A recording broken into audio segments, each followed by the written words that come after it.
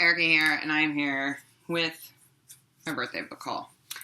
During my last haul, I said there probably weren't going to be any more hauls for a little while, and that I probably wouldn't have a birthday book haul, but that's a lie because now I'm filming a birthday book haul. Not only am I filming a birthday book haul, but it is going to be a two-part birthday book haul, so this is part one.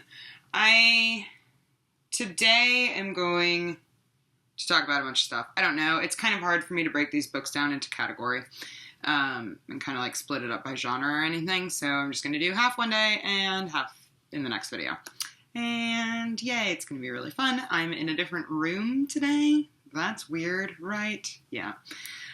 So let's get started. So first I want to talk about some of the books that I've bought that I have already read, and I was just looking to get nicer editions. For those of you who don't know, about 8 months ago, maybe even longer than that, I got rid of all of my mass market paperbacks and kind of some of my more beaten up books, and I have been on a mission to replace some of those books, the ones that I enjoyed and would like to own copies of, in nicer editions. So I have quite a few of those. The first one I have is Solaris by Stanislaw Lem.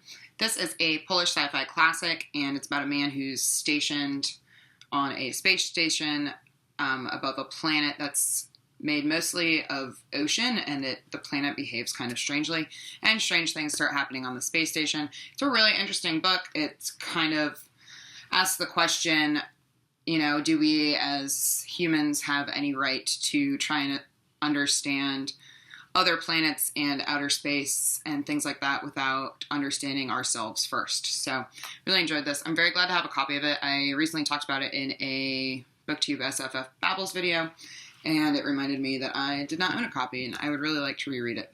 The next one I have that I've already read is Neverwhere. This is by Neil Gaiman, and I really like these US editions of Gaiman's work, so I'm trying to get all of the books by him that I want to or have read in these editions. This is an urban fantasy book about a boy who meets a girl on the sidewalks one day, and she takes him to London Below, which is like this underground in London for people who have fallen through the cracks, and they go on kind of a weird adventure together. Again, I really enjoyed this. I had originally read it in mass market paperback form, and that thing was like, this big, but 3 times as wide. Terrible. So I'm really glad to have this too. Next, I have 3 of the Penguin Pelican Shakespeare editions. These are published by Penguin, and they were just released in the US. And they've only released these 3 so far, but I've been looking for good paperback editions of Shakespeare's kind of major plays to collect. My editions that I've had are terrible. They're actually, they're right here. Yeah, okay, so this is what I used to have. This is my previous copy of Romeo and Juliet, and it's, falling apart, and, I mean, it's a mess. So, I got Romeo and Juliet, and I really like these illustrations. They're different on the front and the back. I have Macbeth. Again, very nice. And I have Hamlet. So they're releasing more of them later this summer, and I'm looking forward to collecting them all. They look very nice on a shelf together, if I can even figure out which way books go. See, like that. So cute. Next, I have a John Irving book that I originally had a really beat-up used copy of and wanted to replace it, and that is The Son of a Circus. This is one of his lesser-known works, and it's a really crazy book. I read it quite a few years ago, but it's still stuck with me, and it's about these 2 men living in India, and kind of there's this strange kind of detective line to the story, mystery line to the story, but also just the crazy antics they get up to and how their lives intertwine. On the back cover, it says, Irving's imagined India is a remarkable achievement, a pandemonium of servants and clubmen, dwarf clowns and transvestite horrors, missionaries and movie stars.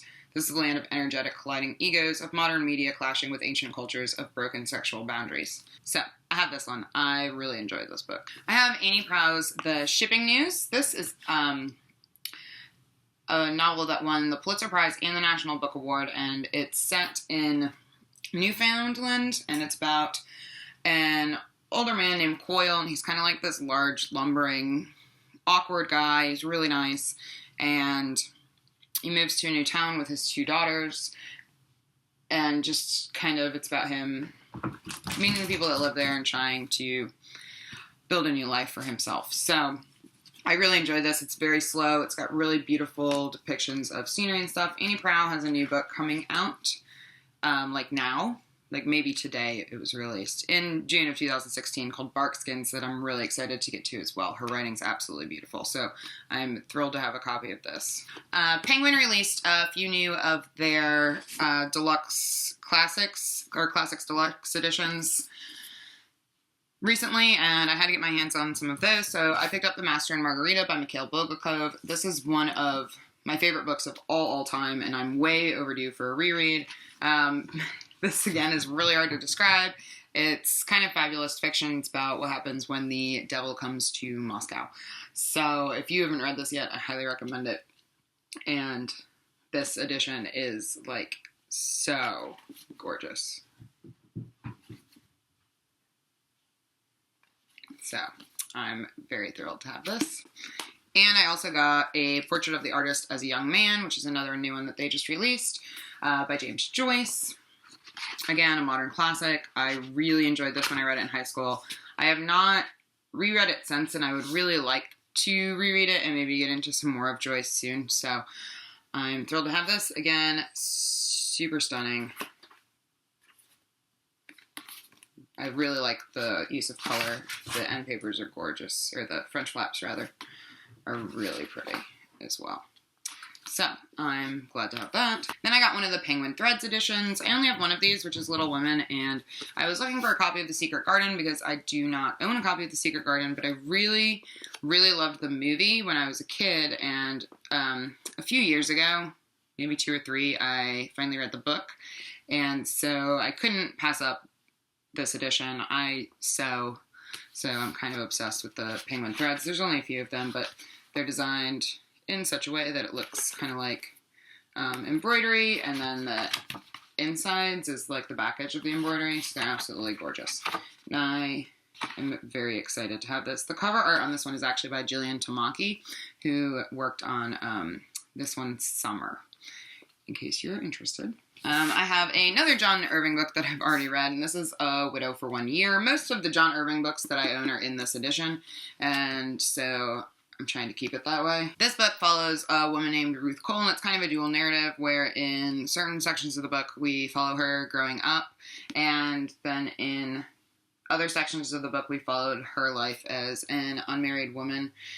And it was just really beautiful. John Irving does characters like this so well. So I absolutely love this one as well, and I'm glad to have a nice edition of it finally.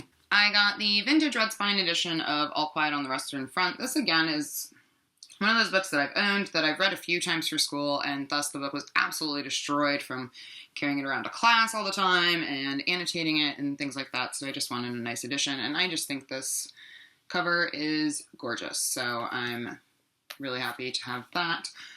For those of you who don't know, this is a World War I story. It's hugely popular, and it's something that I should probably revisit because I don't think I've read it since I was like 16. A book I read more recently is The Tenant of Wildfell Hall by Anne Bronte. I just talked about this book in my May wrap-up, so you can go check that out if you are interested, but they just this month in June released the Penguin Clothbound Classic edition of this, and so I am so happy to have it. It will look very nice on my shelf with my other Penguin Clothbounds. Yay. So those are all the books that I previously read and wanted nicer editions of. Really quick, I'm going to go through a few more classics that I bought. I got 4 of the Penguin Little Black Classics. These are hard to find individually in the US, and so anytime I place an order from Book Depository, I just pick up 1 or 2 of them. So I got Longus's Daphnis and Chloe. This is on the recommendation of Jean from Jean's Bookish Thoughts. And this is classical literature, and I don't know that much about it, but I've heard that it's really good, so I'm excited to read that. I have Christina Rossetti's The Goblin Market. Christina Rossetti is, of course, a poet, was, of course, a poet, and I've never really read any of her work, so I'm really interested in getting into this, and this is just a small sampling of her poems. I have Antigone by Sophocles. This is something I was supposed to read in high school and didn't, so need to read this. Again, this is classical literature. And one I have actually read is Edgar Allan Poe's The Telltale Heart. I haven't actually looked to see if there's anything else in here. It's The Telltale Heart, The Fall of the House of Usher, and The Cask of Amontillado. So I have actually read all 3 of those. I did a lot of work on Edgar Allan Poe in college. So again, happy to have this. I got one more Penguin Classics Deluxe Edition, and that is Candide by Voltaire. I've been wanting to read Candide for ages. Like, since I was in high school, and I just have never gotten around to it. Of course, it's supposed to be a very satirical story, and it was published in the 18th century, and I can't wait to read it. I've heard nothing but great things. I've heard it's hilarious, and this is one of my favorite of the deluxe editions, and sorry if my camera is not focusing very well. It's a crappy little camera. But I'm like, I really love the French flaps of all the characters and a map in the front, which is really cute. And then in the back, it's kind of like a comic strip almost. So I'm really excited to read this. It's super short. I'm sure I can read it soon. And now my camera's trying to autofocus. This is good. We're doing good here. All right, I think I fixed it. And the last thing I got the second last thing I got kind of in the classics department is The Birds, which is short stories by Daphne du Maurier. This is one of the Virago Modern Designer Classics editions, which I really love. I've only read Rebecca by Daphne du Maurier, and so I'm really excited to check out her short stories, and especially The Birds, which of course Alfred Hitchcock adapted into the famous film. Yay! One more kind of little thing that I got that I have technically already read this story is my sister-in-law was cleaning out her attic and found a bunch of old books. And a lot of them were like medical textbooks and things that I have no interest in, but were hilarious to look through. But she did find this edition of Alice in Wonderland, which is so beat up, like it's falling, the binding's falling apart and stuff. But it's really adorable. It is profusely illustrated. And there's no publication date in this book, but I did a little bit of research and it seems to be an edition from the first decade of the 20th century, so early 1900s, which is very exciting because I love Alice in Wonderland and I love old books. You can see some of my old books. Where are they? Over here. Yes. So I am glad to have this in my collection, and it's more sentimental because it belonged to my fiance's grandmother. Really quickly, because I have a lot more novels to talk about in the second part of the book haul, I'm going to talk about the 4 graphic novels that I also got for on or around my birthday. So I got the second volume of Giant Days by John Allison and